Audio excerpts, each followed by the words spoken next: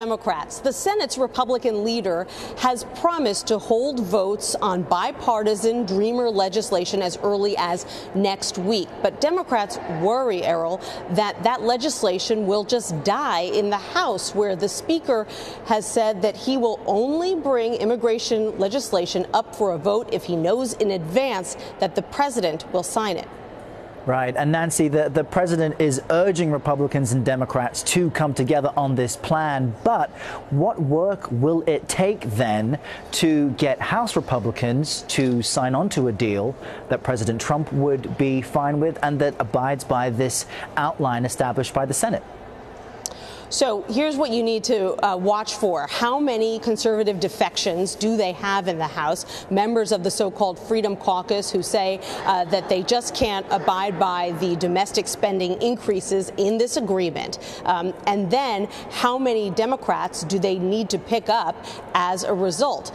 If a lot of House Republicans defect, that gives Nancy Pelosi and other Democrats more power to say, if you want our votes on this spending bill. And by the way, Errol, they support the underlying bill. In fact, Nancy Pelosi helped to come up with this agreement. But she's now using every bit of leverage that she's got to say, if you want Democratic votes to keep the government open, you need to give us a promise that you're going to hold a vote on immigration.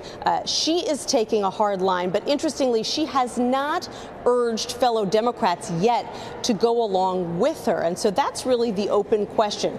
How many conservatives are they going to lose, and how many Democrats are willing to play hardball here too, especially since no one really felt great about the first shutdown and no one's eager to flirt with the idea of another one. Right. And so it's all about that political calculation in the House for how many votes will be enough to get this through, should it get to them. Let's speak more, though, about what Nancy Pelosi, you talked about her using her leverage, what she did Wednesday, speaking for more than 8 hours, right. You know, hoping to put pressure on some kind of deal for the children of undocumented immigrants. But Speaker Ryan's spokespeople have stated that he's repeatedly stated his intention to accomplish something on that front. So what does Nancy Pelosi get out of, you know, speaking for more than 8 hours, pushing this point?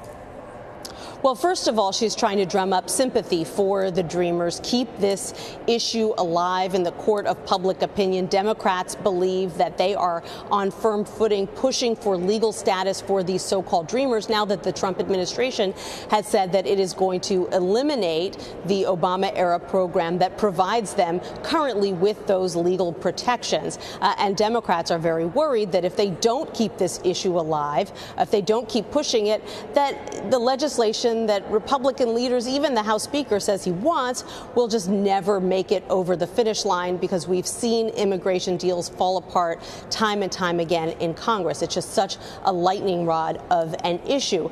They saw what Senate Democrats were able to extract during the last shutdown. They got the Senate's Republican leader to promise something that on its face sounds kind of small, but actually is quite unusual. He agreed to allow a vote on the Senate floor on immigration that might not be his chosen plan. It might not be the president's chosen plan. He's basically going to allow the Senate to work its will, allow various bipartisan groups to put their proposals on the Senate floor, and let's see what gets 60 votes. That's important to Democrats because they truly believe that if you have a vote on this legislation, if Republican leaders allow it, that it will pass, that there are enough Republicans who support legalizing these young people who were brought to this country through no fault of their own as children. They believe it would pass the Senate and the House, and then the president would essentially face a choice about whether to veto a piece of legislation that has passed all of Congress. That would be pretty unusual. And that's why they worry when the House Speaker says, I'm not going to bring anything to the floor unless I know the president will sign it. They feel that that's code for a much more conservative conservative piece of legislation along the lines of what the White House has proposed, something that would have pretty significant reforms to the immigration system embedded in it. Democrats are very worried about that. That's why they're trying to extract the promise right now when they still got this spending deadline hanging over everyone's heads. Yeah, get the promise at the very least while you have the opposition party's attention, seems to be the strategy there. Great to have you walk us through all of that. Nancy Cordes joining us from Capitol Hill. Good to be